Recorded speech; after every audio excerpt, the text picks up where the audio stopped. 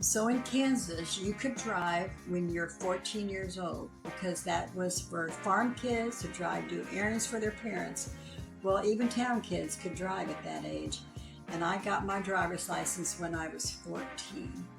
And so the first year, because my mom and dad would let me drive to school, I didn't have anything to drive anyway. And they would drop me off, or one time they had me catch a bus and went to school. But most of the time that I would walk.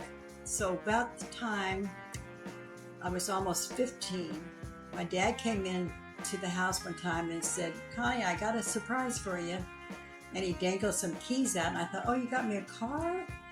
And so he used to be a car dealer before this, so I'm expecting something kind of nice.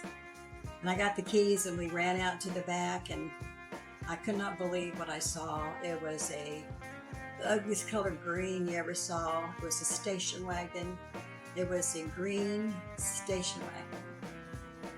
But it ran good, and I was trying to be happy, but I was so disappointed. And I thought, oh gosh, all the kids are going to laugh at this car. And so drove it to school, and I parked in back of the lot so nobody could see me. And then I told all my friends, "Oh, my dad bought me the ugliest car I've ever seen." And they're like, "Really? What kind is it?" And I said, "It's an ugly green station wagon." And so they all said, "Well, let's go out at lunchtime and look at it." So about 4 or 5 of us, we went out to the parking lot, and they loved it. They absolutely fell in love with it. They said, "Oh, this is great. Look how many kids we could cram into this car." And so I became the designated driver. That wasn't even a term then, but every place we went, I drove. And we would all pile in there. We'd pile 8, 10, 12 kids sometimes in that station wagon. And now, the rule was you could drive to school and back.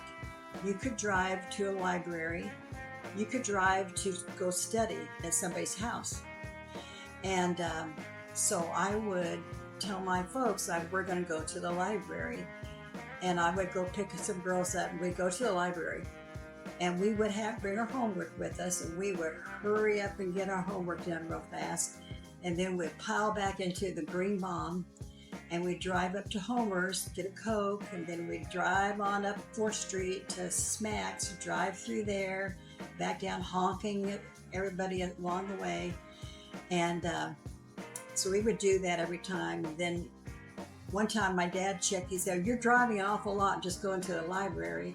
And I said, "Well, I had to pick so-and-so up and so-and-so." And he said, "That's still not a lot of driving. Where else have you been doing?" And I said, "Well, we just went and got a Coke." And so he started writing it down when I would drive.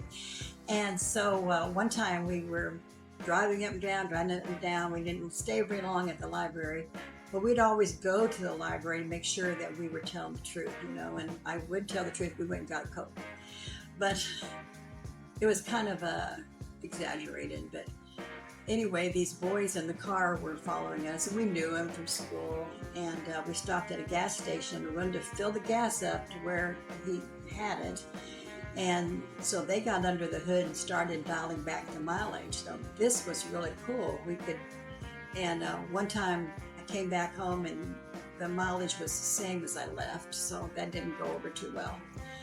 And so another time it was skip week in school. So in the past, every senior, the last week of school, had skip week. I don't know if they got to skip the entire week or they got to skip one day during that week. I'm not sure how the rules were, but they canceled that right before our senior time was up. And we thought that just was not fair for them to cancel it. So we decided we're going to take one day and skip school. So that one day we all piled into the green bomb. I think I went to school and picked some of them up, and then we got back up the street and took off and went to Kansas City. I don't know why we went to Kansas City, because we just pulled into a place like the Sonic or something and got something to eat.